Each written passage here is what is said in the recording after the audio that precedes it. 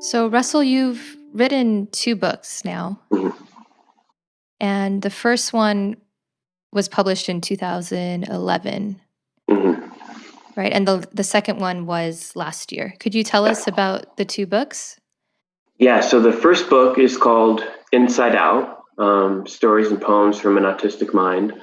Uh, and that book I published when I was really still a societal recluse, and I self-published that book because I never, again, really had friends from the age of 8 onward. And so I soon realized that I needed an outlet. I wasn't playing basketball anymore because of that experience at the high school, and I came upon poetry as an outlet.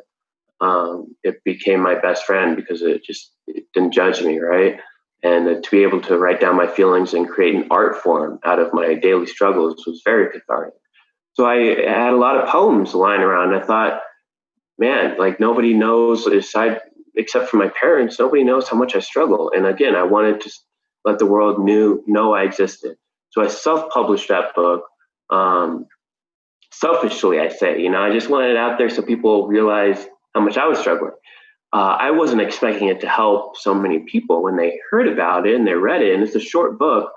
It just kind of gave an insight into my life because there is a little autobiography along with the poems. And so I can't tell you like how much it took me by surprise that people were emailing me saying, "Thank you so much. I can now understand what my son goes through," or this or that, or I've had similar challenges, and I love the way you put it in your poetry.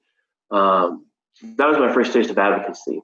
And that actually, I guess, probably was a factor in my decision to try public speaking, is because I knew already that my story could help people, and I wanted to reach a wider audience. And so that was my first book. And then my second book just came out, last year, and that's kind of a sequel, an expansion on the first book.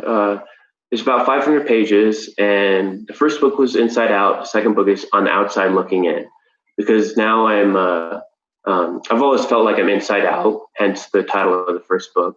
And then the second book, now that I'm part of society, I still feel left out in my personal life because I'm very lost when it comes to my personal life.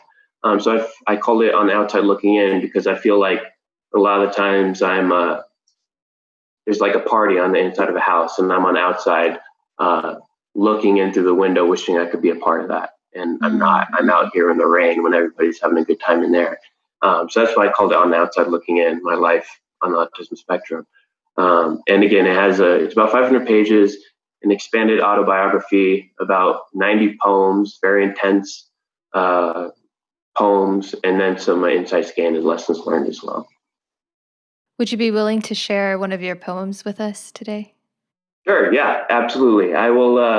I will actually do a spoken word poem, and I think it's in my book. It might not be. I think I actually wrote this right after the book came out. But this poem is about growing up in school, being just treated poorly, and it's titled "What Does It Feel Like to Not Be Heard?"